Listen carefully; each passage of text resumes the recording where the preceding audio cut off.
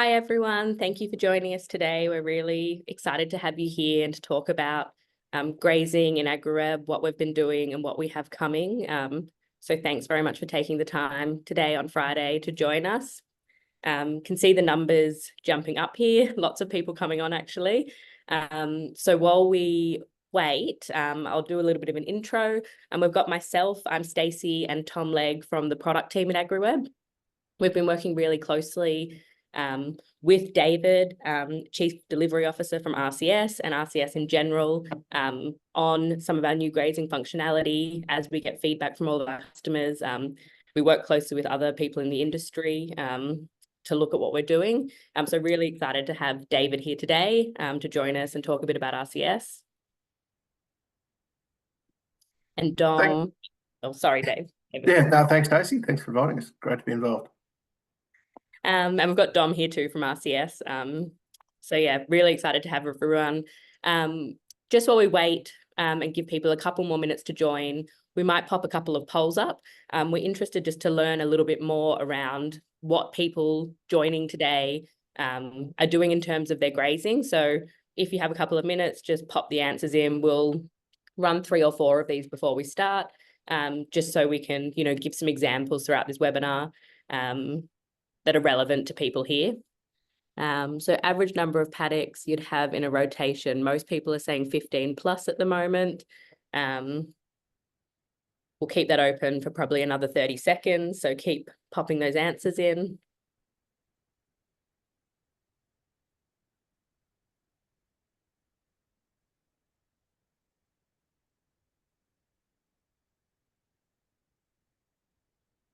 Awesome. And while you're doing that, if you wanted to pop in the chat as well, there's a chat button down below where you're joining from today. That would be great.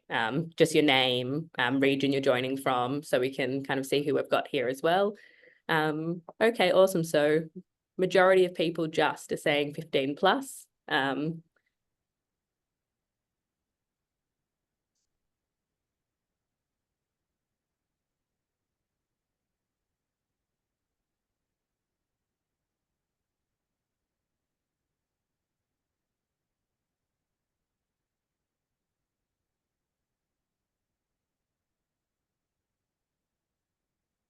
Cool.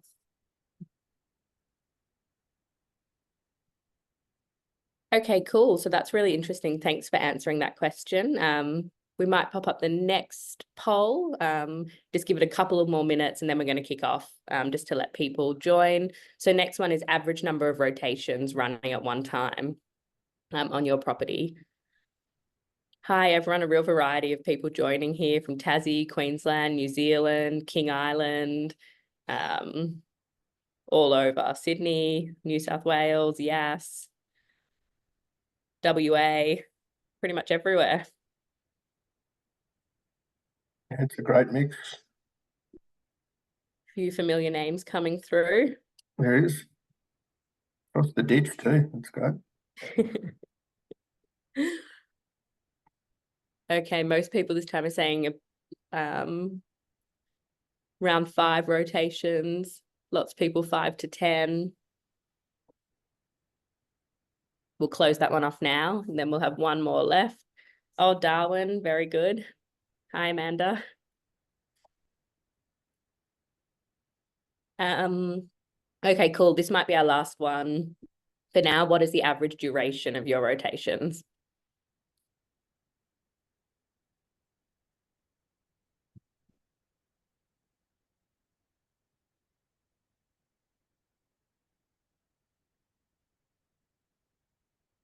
Lots of responses there. Over 30 people have responded so far. So a mix between 30 days has kind of just topped out at 43%.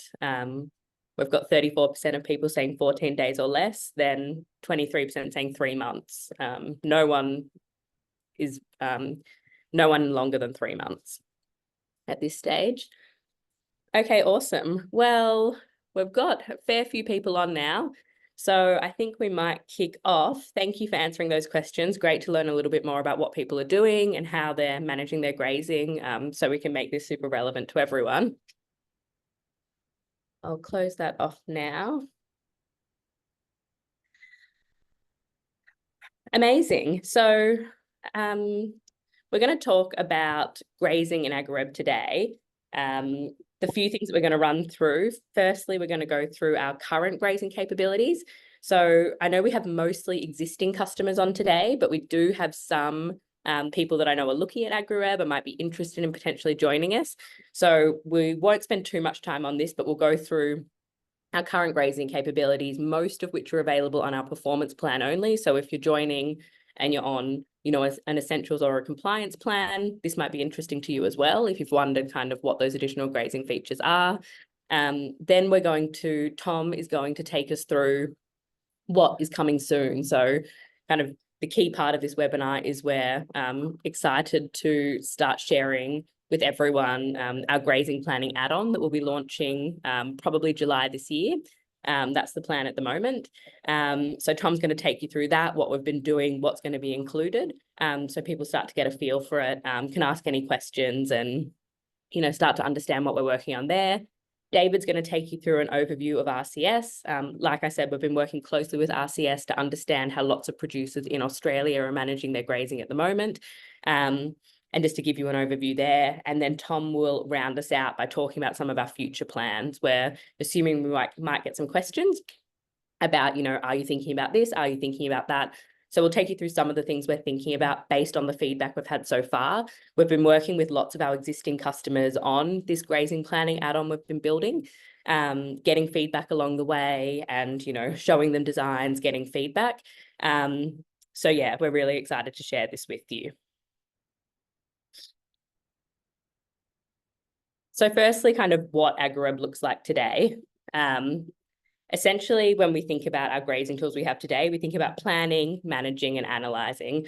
So on the planning side, some features in AgriWebb that you might not be aware of is animal unit settings. So we give you a fair bit of flexibility here, depending on how, what animal units you're using, DSE, LSU, animal units, you can set that in the settings section in your AgriWebb app. And then that's all calculated for you when you do your moves. The other thing, if you want to take it kind of to that next level of management, is you can also choose how that load is calculated. So you can choose weight, you can choose the standard kind of DSE ratings, or you can override those and enter them yourself. And you can also do it by kilos of dry matter consumed, essentially. So, if you're not aware of those things, check out the animal unit settings within the desktop app in AgriWebb. And there's a lot of flexibility there if you're looking at really precision management. Some of the other pieces are setting those pasture metrics. So in terms of, your pasture growth rate, you can go in and set that and that will persist until you change it again. So you might come in and set it every month or every season. So you can start to get kind of an accurate idea of your pasture growth rate in AgriWebb. Then management, so, recording animal moves, as everyone knows. We've got our visual map insights, which we'll go through in more detail in a couple of slides, tracking grazing days remaining, and real-time food updates with SIBO Labs. Some people might have seen this, but, we can now integrate with SIBO Labs and get that data automatically updated in AgriWebb if that's something you're interested in, and then analyze. So we've got a number of reports available.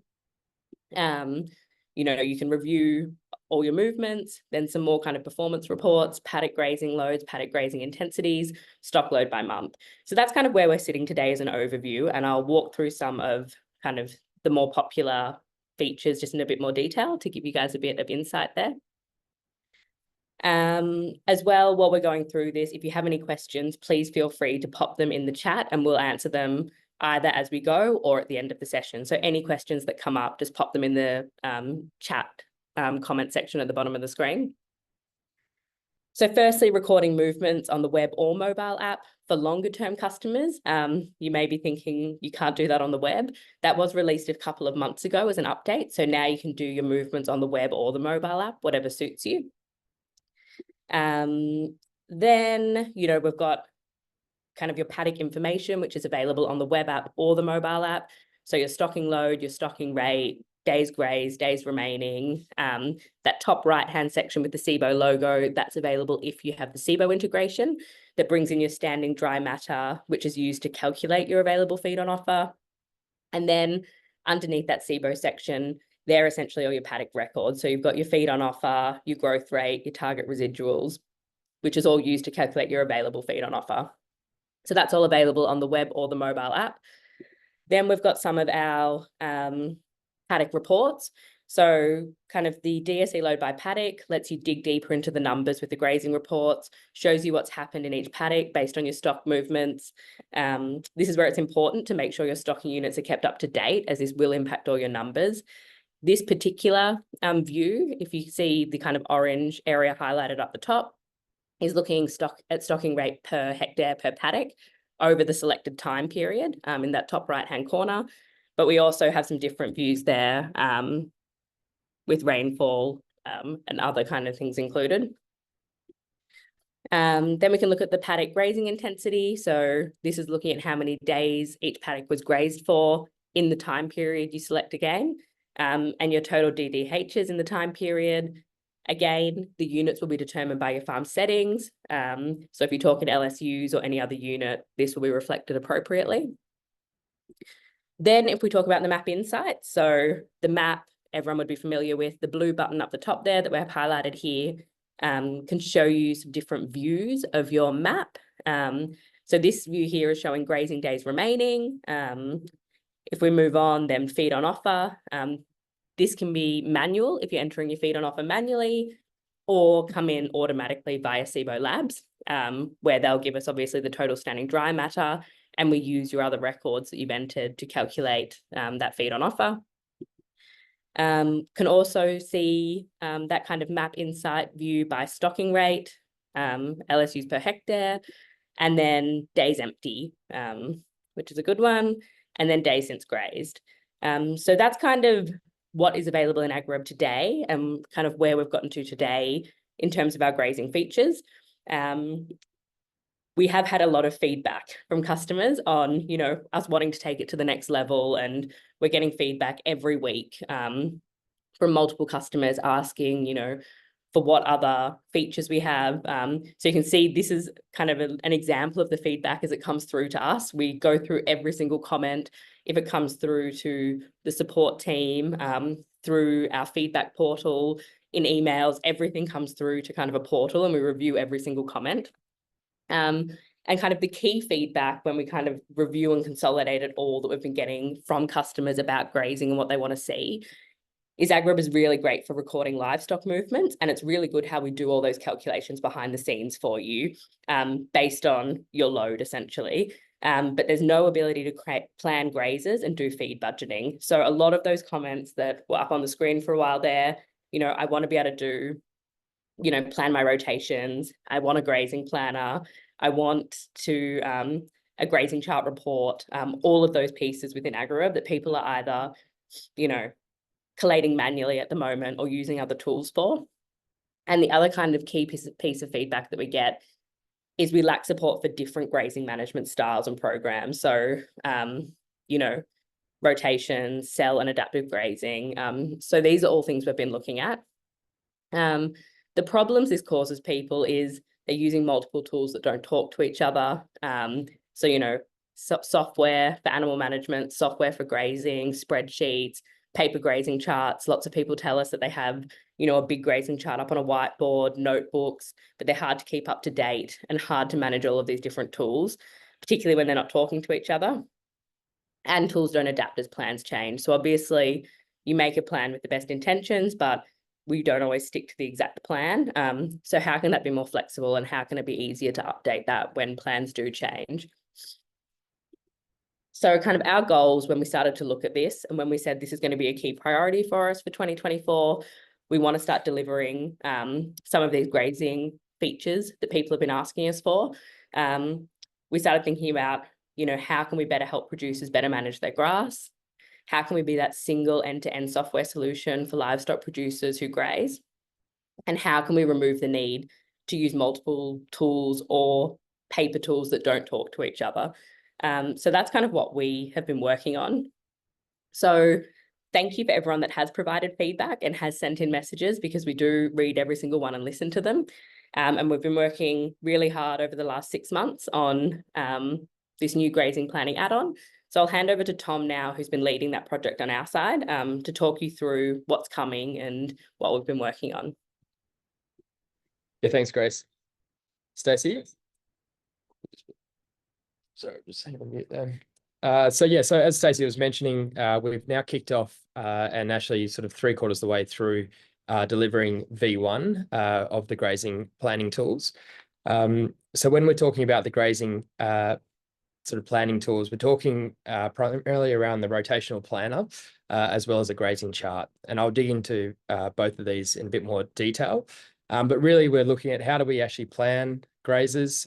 So you've selected a mob and you've identified the paddocks you want to move through. And being able to allocate how many days you're wanting to graze each of those paddocks as well as rest.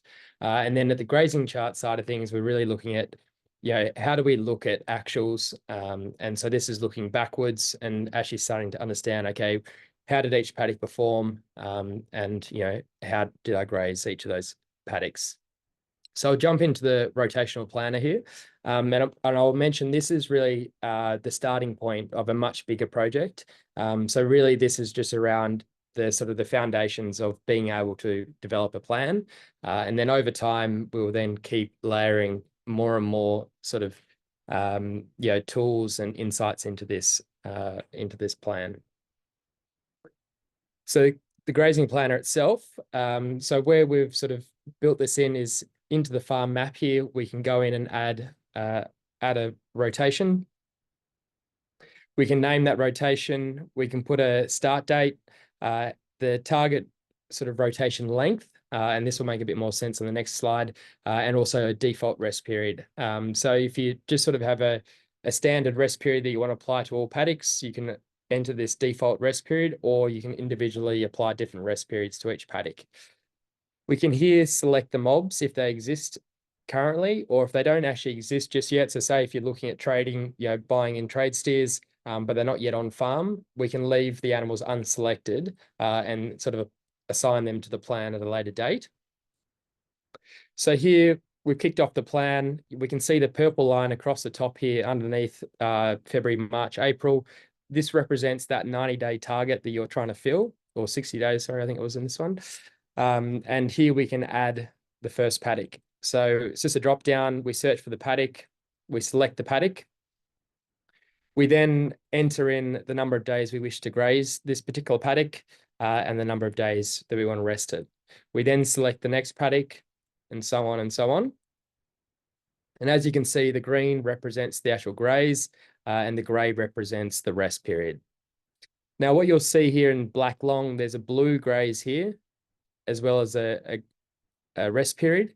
And so what this means is that you actually have created a plan where you're in conflict with another plan.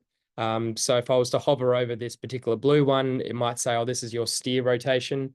And so you're not honoring the rest period that you'd allocated to that paddock. So what we could do, you could save that down. It's not an error. It's just really just flagging it for your benefit. But what we could do is actually just drag M3 up and just reorder it. And what that will do, by just going to M3 first, we're now, honoring that rest period that we wanted for backlong. We can also repeat the list. So say if we'll pick the 4 paddocks here, and now we want to cycle back through them, we can just go repeat, and that will essentially just, list those paddocks out again in that same order. But you are able to sort of reorganize them for the second round, and also apply a different amount of grazing days for that second time round. Once you've saved that plan down on the computer, you'll then have, you'll be able to see all your active plans as well as scheduled. So scheduled are the ones that haven't actually started yet. And you'll be able to then click in to more detail, edit, view, delete, and so on. Once we've sort of kicked off a plan, you can see you're on the mobile here, we've got the active plans. There will be sort of these sort of flags saying you're overdue by 1 day, or you've got 2 days until the next move is planned. And we can click on that sort of, the trade steer rotation here and see just a bit more detail. So we can see that on They're 53 days through the rotation. There's currently 230 head assigned to that particular plan. And we can see the upcoming moves and the dates that they're, the plan to be moved. When we actually do a move, you've obviously got the best intentions to sort of stick to the plan and, execute the plan on those particular days. But just an example here is where I've actually, I've gone to the paddock and, they've consumed it quicker than I thought, and they need to be moved 2 days early. What happens is, as part of the move record, and this is both on the desktop and on mobile, but as part of the move, it will just ask you to sort of, there's action required to keep your plan up to date. So what it allows you to do is on the fly, make adjustments to the plan so the plan stays relevant, and you can just keep tweaking the plan in real time. So here we have a few different options. So because we've gone 2 days early and we've gone to a completely different paddock that wasn't in the plan, down the bottom here, we have the option of either inserting river paddock into the plan and just pushing the rest of the plan out, or we can actually replace back paddock with river paddock. And depending on what combination you do, so say if we were on time, but we went to a different paddock, you'll get a different combination of actions required. And if I select replace paddock, because I'm 2 days early, I'm then going to have to then adjust the actual length of the plan. So there's 2 options there. Do I want to reduce the entire length of the rotation by 2 days because I've moved 2 days early? Or do I want to just add 2 days to the next paddock?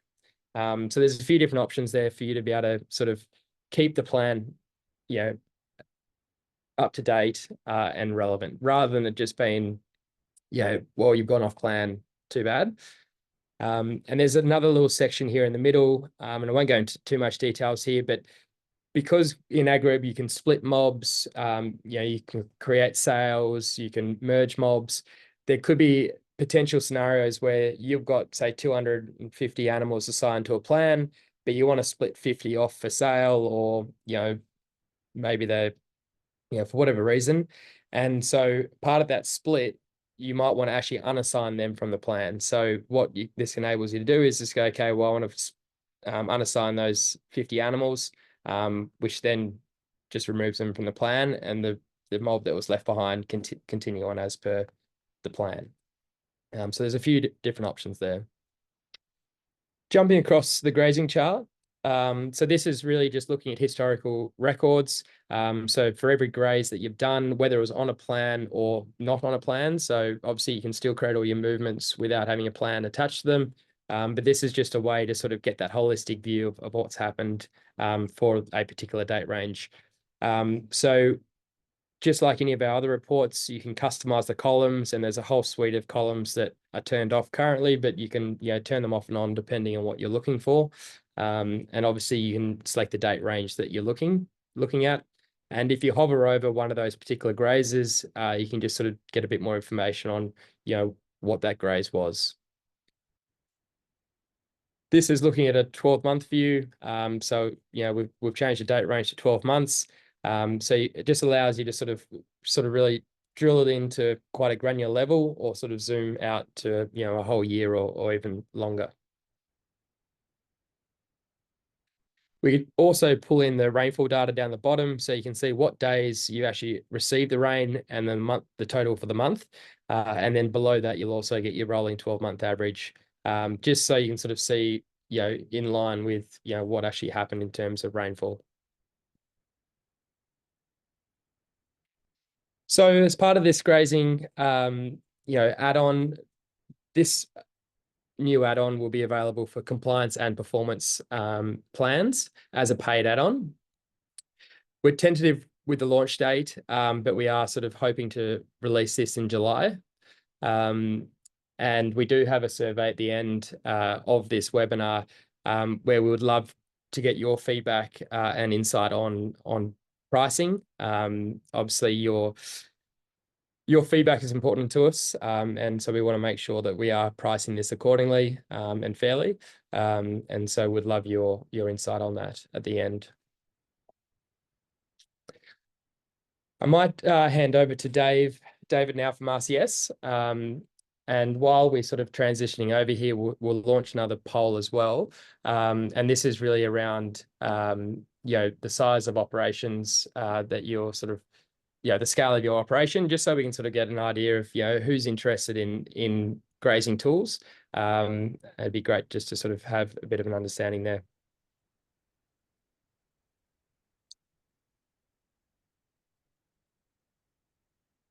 There's a question that popped up there, Tom. I wasn't sure whether you wanted to answer that one now before we rolled on, about whether you can print 12 months worth of data. I think Hannah had a question there on that.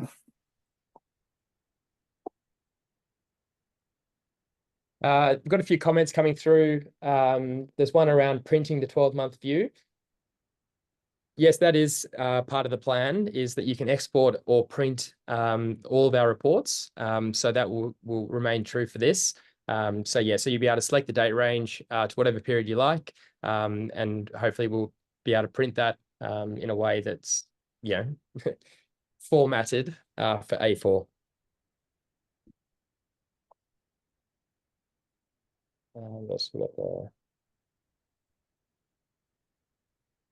Definitely, we're always looking to improve sort of the rainfall metrics. Currently, they're pretty basic, and so what we are looking to do as part of this, because now we're doing the calculations for this grazing thing, that then enables us to sort of put it throughout the rest of the product. It will be a separate item to the grazing plan, like it won't come for free with it, in the sense that just from doing the plan doesn't mean it's a separate line item, but we can definitely look at bringing that in.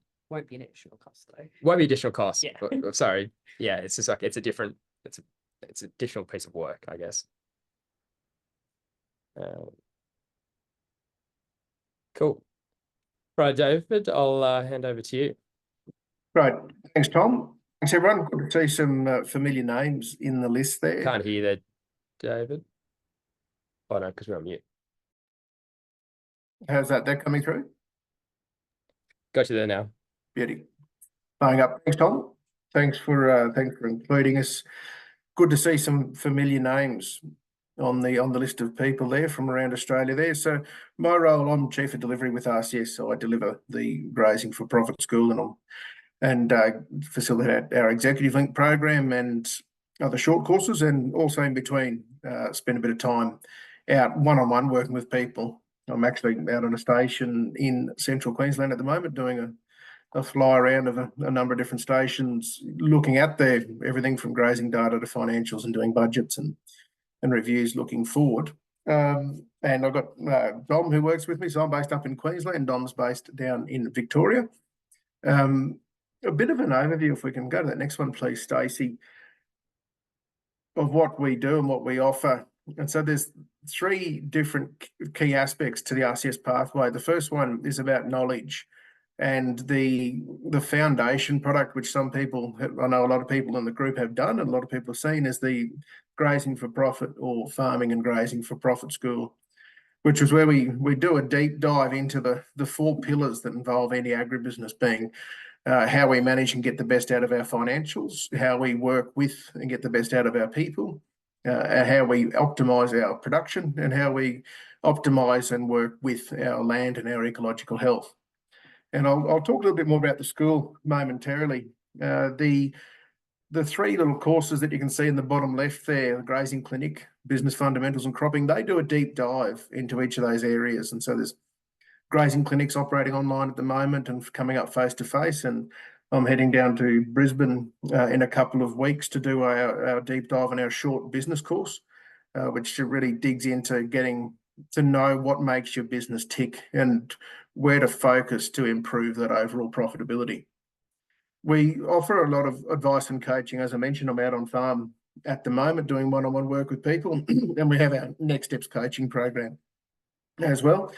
And then there's the product that really pulls everything together, and I would say one of the best products that we've developed, and which is Executive Link, which is where you have your own peer advisory board for 3 years. So to put a bit of context around this, the Grazing for Profit School has been operating since 1990, and we've had approximately 8,000 people come through and do that course in Australia in that time. We've had a few people coming over from over the ditch, and we've had people from Germany and Spain and Portugal coming in as well, looking for that. And Executive Link has been operating since 1994, and it's had about, actually don't know the current numbers, but I believe we'd be up to around about that 550 businesses that have graduated that Executive Link program now in that time. So we're really proud of what we offer in terms of end-to-end and whole of business, our support and education going forward. If we did a deep dive, please, Stacey, in that next one, the farming and grazing for profit, we really do cover a lot. It's the analogy we could use here is it's like doing a 3-year ag degree in 6.5 days. And we're getting quite a lot of feedback from people in the industry and clients saying that it's actually a lot better than a 3-year ag degree. They're getting more from that. And I personally did a 4-year ag degree and definitely got more from the first grazing for profit school I did. I started as a client of the company before joining them about 17 years ago. Just a bit of an overview that we cover. So we cover, and that little diagram gives you a bit of perspective about how much time we spend in each area in the farming and grazing for profit. The grazing for profit one is a little different. We don't cover the farming and cropping section there, and do a little less on soil health and spend a lot more on grazing management in that one there. But it really does do an equal contribution to those 4 key pillars of that: finances, people, production, land, and ecology. And I think we had one more there Stacey did with that next one. And I wanted to just run over this. And anybody who's done a course with us, you'll recognise these 6 grazing principles. And this is where it's been great to work with AgriWebb, and they've invited us in to help them with the development of these planning and grazing modules. And we've got a lot of mutual clients, a lot of RCS clients use AgriWebb, and I know they've been screaming out and wanting this, so it's wonderful to see it coming to fruition now. We started developing these principles as a company, and Terry McCosker did a huge amount of work on these going back to 1990, and that came from travelling around the world looking at different grazing operations to identify what were the common management practices that resulted in a grazing operation being successful, and then what were some of the common mistakes that resulted in a grazing operation not working or not achieving the outcomes that the people that were running that operation would like to have seen. And so this first principle here is to plan, monitor, and manage your grazing operation. And this comes in and links very much in with what AgriWebb can offer. It's about being able to have a plan, have an idea about where you're heading with your animals and when. And it's about taking that a couple of steps further. And what is the impact on that in terms of stocking rate to carrying capacity? So thinking through what rest periods you're providing, regardless of grazing systems, whether you're short rest, long rest, or intensity of operation, doesn't matter with this. It's about having a plan. And then more importantly, it's about monitoring against that plan. And so if you've worked with me, you hear me talk about there's no such thing as a bad plan. The only way that a plan becomes bad or a plan becomes incorrect is when we don't monitor against it and make changes, which is the third part of that first principle. So let's have a plan, monitor against it, and then manage for your current reality, making sure that agriculture is such a rapidly changing and variable climate. So we need to be moving with our current reality at all times. Some of the key things, and this links into those next couple of principles that we need to be planning and monitoring around, is adjusting your rest period to suit your plant growth rate. And in less extensive country, it'll be about looking at how we introduce rest. So there's a number of different ways we do that. The key thing is that plants need to be given the opportunity to rest. Principle 3 is about matching our stocking rate to our carrying capacity, which whenever I'm running a school and I ask the group, how are we going in this perspective? If we're to ask, give ourselves a bit of a scorecard in Australian grazing industry, how effective are we at matching stocking rate to carrying capacity? And I usually get a fair range of responses. The common underlying one is that there could be room for improvement. And I do think we don't work with anybody that deliberately overstocks their country. I haven't seen that. We don't have the tools or the skills to know how to feed budget. And that's a big part of this fly around I'm doing of these stations this week. We're about to go into in Northern Australia our rationing period. So we're checking in on feed budgets. And a lot of these climates that I'm operating in this week, we're planning our feed out to March, April next year. And we're assuming that if we don't get rain through to then, how do we set ourselves up for a win? Now, a lot of you are in different parts of the world where you're not going to go that far out, but it's the ability to be able to do that with confidence. And this is where we're using our grazing charts. So every vehicle I've been in, we've had the grazing chart data with us to look at what yield have we actually been pulling out of paddocks. When was this paddock last grazed? How much was pulled out there? What did this paddock do for us last year in terms of its total yield? And if we build on that, in the grazing industry, it's important that we shift our focus from being beef producers or sheep producers or goat, whatever livestock you're running, where in the first instance, we're actually grass farmers. So we need to be doing our best that we can in the conditions we're dealt to grow as much good quality fodder as we can. And then our next challenge is to turn that fodder and turn that grass into money. And that's where the four-legged animals come in, or somebody else's animals come in. But that inventory that we've got to be managing first and foremost is our grass inventory. Because if we don't have any grass, we're relying on feedlot or trucks to bring in the feed for us, which usually comes with a fair old price tag that comes with it. So and if I look at that, most businesses actually don't know how much grass they're getting out of their paddocks. I've never worked with anybody in a cropping situation who doesn't know what their yield has been in tonnes per hectare or kgs per hectare out of their farming paddocks, because that's so important. They need to know that yield, and that's just as important for us. And that's where the grazing charts come in. And then back in the early 90s, RCS developed the concept of stock days per hectare per 100 mils, or DSC days per hectare per 100 mils. And that's that. And I saw that popping up in the comments there before, Andrew.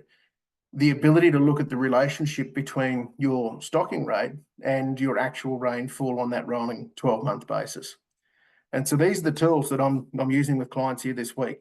It's out there doing our physical feed budgets, and it's looking at our trend lines, what's happening with those SDH or DDH per 100 mils. And that's all about giving us confidence to make sure that we're matching our stocking rate, the rate at which we're stocking our country, to the actual carrying capacity. And that varies hugely from paddock to paddock, station to station. And on this trip, I've flown over some country that's just got an abundance of feed under the wings, and I'm flying over some country that you could flog a flea across. And so we need to make sure that we're moving with that reality. I'll mention principle 4 because I feel like I'll be doing the principles disjustice to not. And that's about managing livestock effectively. And this is about animal performance, and it's about production and animal welfare. There's no point having our paddocks full of beautiful feed if our animals aren't performing. We've got to be we want to be grazing for profit. It's not just the name of a school, it's a verb. We want to be grazing for profit. And if our animals aren't performing, that's not going to be the case. And our most important form of nutrition we've got is well-managed grass. So I thought I'd just mention some of those. Tom, I don't know whether you wanted me to go any deeper on those, but I just want to link that back that you can't manage something effectively if you're not measuring it. And so I personally, with my experience from a practical point of view, and now in this advisory space and education space that I operate in, I don't know why you'd want to run a property without a grazing chart. I know you can, and many of you have probably done it quite successfully. So it's not that you can't, I just don't know why you wouldn't want to. And the reason for that is it makes your decision-making so much easier.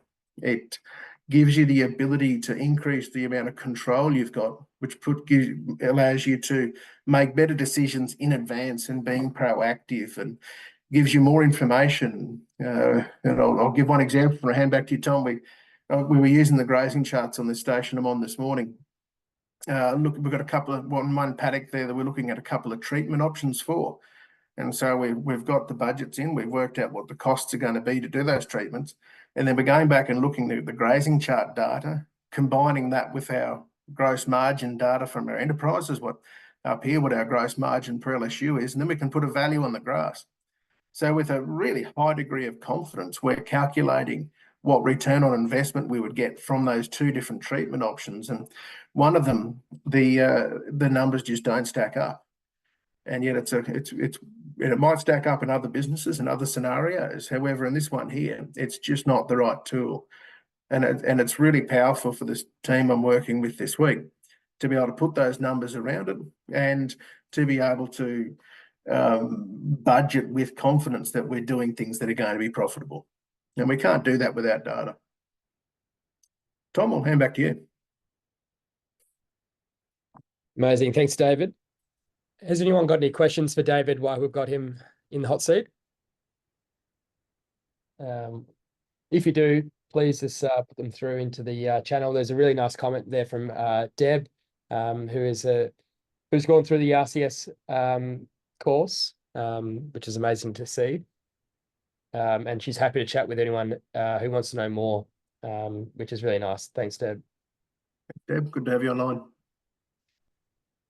So what I'll do now is I'll take you through a few of the future plans. So I know we've sort of gone through the grazing planner sort of V1 at quite a high level, but really that's about you just putting in the number of days you wish to graze that paddock. So it's sort of relying on you being able to, know yourself how many days you want to sort of graze that particular paddock for. But where we sort of want to lead to or end up is really start to bring in all of these other stuff. So, for example, the methodology of the like RCS use around using the rating system and looking at DDH removal as well as stock days depending on what unit you use. But this is where we know the number of paddocks that you've selected in the particular rotation. We know the hectares. We know the default rest period or the rest period that you're aiming to achieve. And through that, we can then calculate how many days that particular paddock should be grazed for. And so this is when we start actually doing the calculations for you. And again, depending on what unit you talk in, you can sort of jump between either estimated DDH or rating system or stock days, etc. And then that will then basically populate, and you can go through and fine tune it. So it's calculated 14 days, but you can sort of click in that box and sort of override that. Now, if you're talking feed on offer, so kilos of dry matter will also enable you to be able to use that. So, if you're taking manual food records or using SIBO labs, we can then basically pull that information in automatically, and it's the same process. You want to leave X amount behind target residual. This is the total load of that particular mob, and it will then calculate how many days of grazing you have in that particular paddock, including pasture growth rate as well. So there's a lot to come here, and we're basically continuing on this work as we go, and we sort of just releasing it as we sort of complete it. So it's one of those things that you'll sort of see continuous improvement over time. When I flick across to the grazing chart, again, we'll keep building on this over time. And so being able to sort of look at more granular information around, what particular age classes was made up that particular graze, what was, and sort of having different views. So being able to sort of toggle between, okay, I want to sort of look at my heifer rotation. So being able to look at that particular rotation in that time period and seeing, what was the total DDH removed and so on. So there's, again, it's never finished. It's going to, continue to improve over time. And we welcome your feedback and direction. And so, if you would like to get involved in the, the process of deciding, where we go next, please put in the comments and we'll follow up with you later after the webinar to sort of get you onto into that sort of working group where we sort of, drive a lot of these decisions from.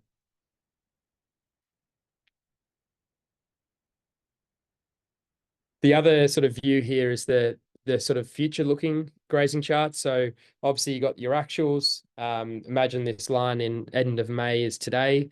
And so you have your actuals behind you, and then you'll have all your planned rotations in front of you. And so this will now enable you to be able to sort of color code them based on different rotations and sort of see, what's coming ahead. And again, you can change your data range to look at a 12-month view, 6-month view, or whatever it may be.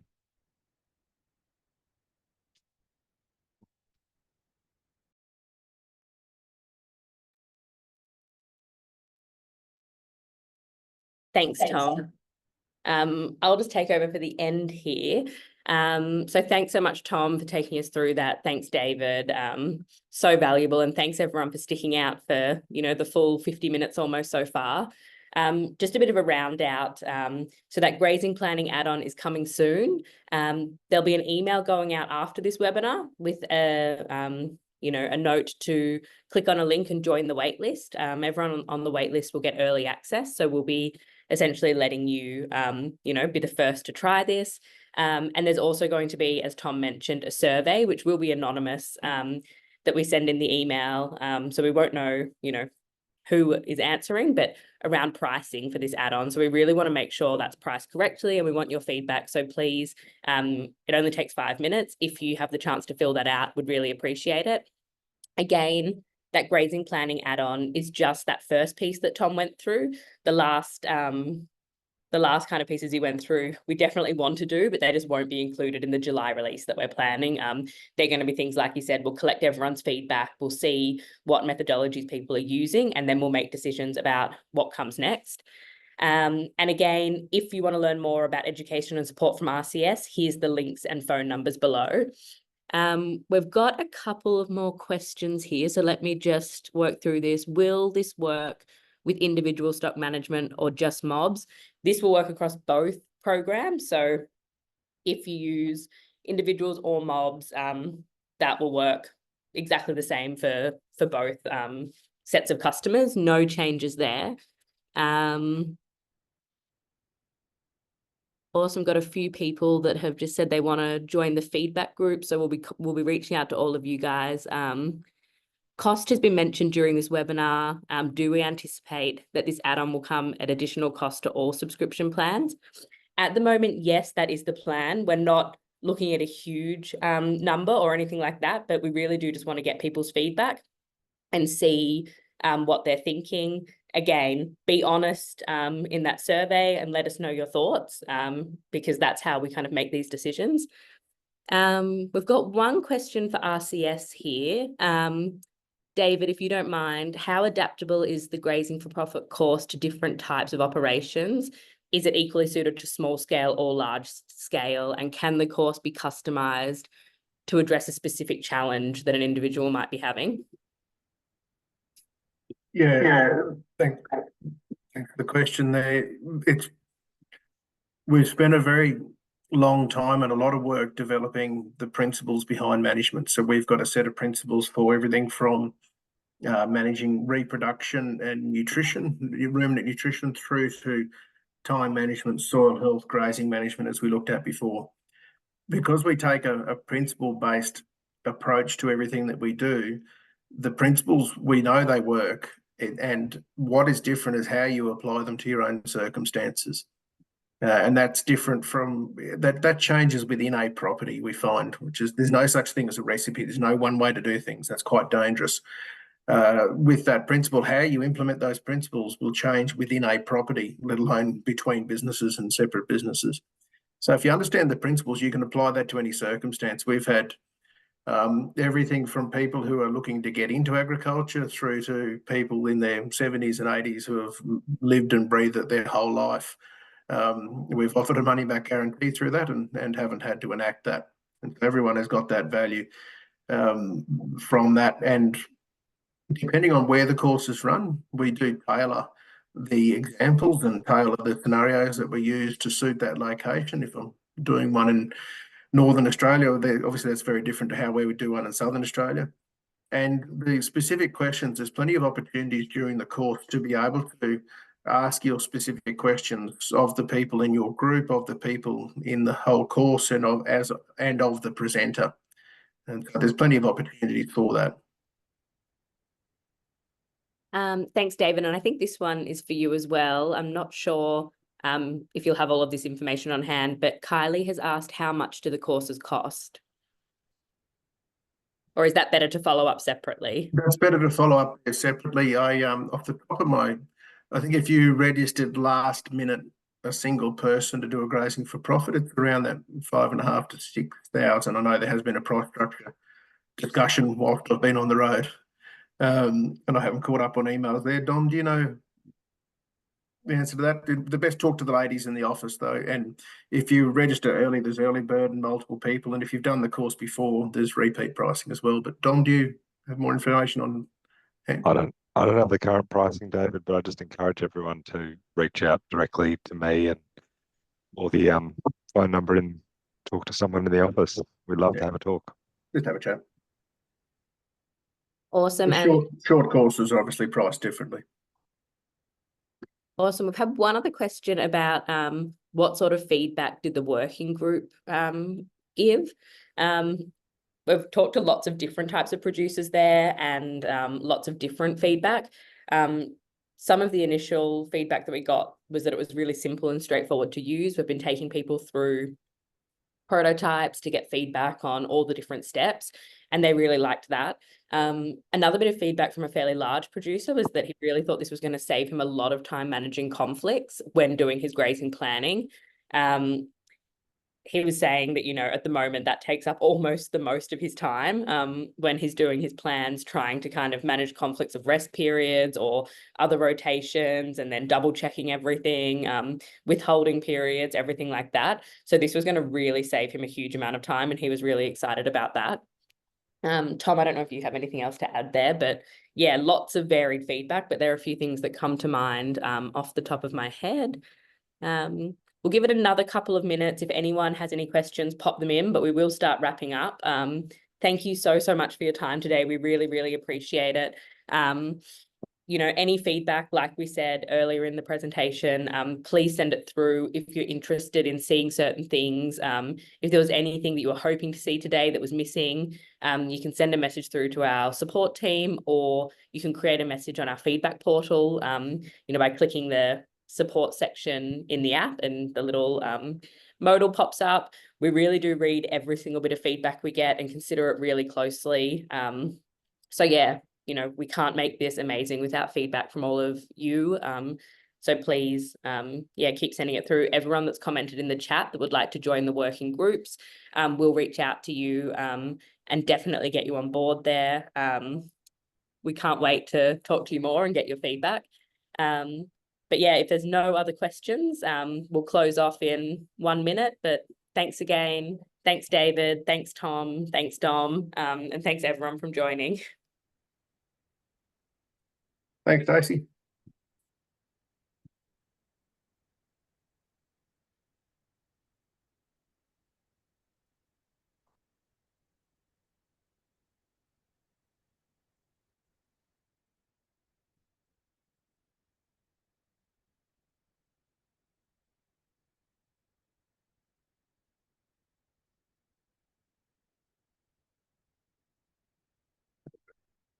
See everyone later. Thank you. Thanks, David. Enjoy the rest of your day. Likewise. Thanks, Stacey. Thanks, Tom. Thanks, Dom. Bye, guys.